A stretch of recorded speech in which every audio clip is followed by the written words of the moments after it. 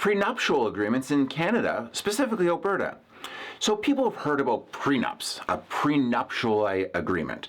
And that specifically is an agreement that two people who are considering getting married, their nuptials, put together the rules that if things fall apart in their relationship, either during their dating process or living together, or even they can continue past when people are married, how their assets are divided up.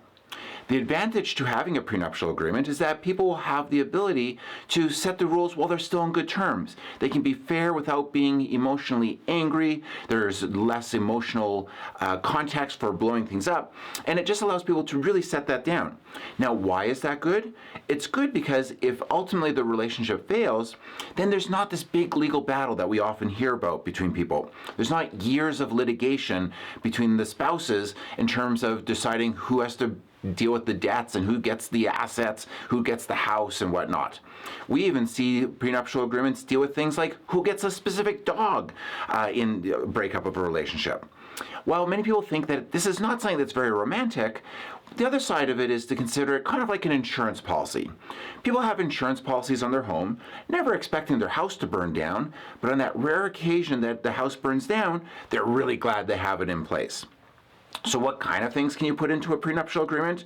Well, you can deal with things specifically like spousal support. You can deal with who gets a specific asset like a house or a dog, who's responsible for debts and the repayment of debts, how the assets are split up, what happens to assets that people have owned when they come into the relationship.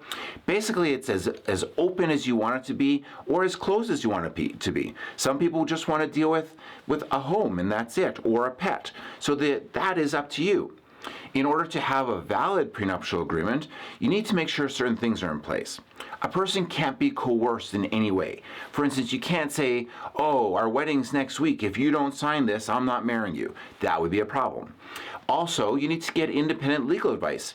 Each party has to hire their own lawyer. The lawyer will review the situation, they'll review the agreement, and then make sure that it's fair. Ultimately, it's up to the client to decide if they're willing to sign it, but the lawyer's role is to make sure that you fully understand the legal consequences, because signing a prenuptial agreement can have a very, very significant consequence to you in terms of what you're entitled to down the road. Often, if they're dealing with spouse support, there can be situations where people have been together for a while and a person has given up the rights to support, or as much support as they would otherwise be allowed, if, let's say, they got sick and couldn't work anymore. So overall, a prenuptial agreement is a great tool. It's a great asset and a way of avoiding conflict down the road. It has to be worked through together and in conjunction with lawyers to make sure that the laws are followed. But a prenuptial agreement is not a bad idea for people to make sure that they don't have a fight down the road.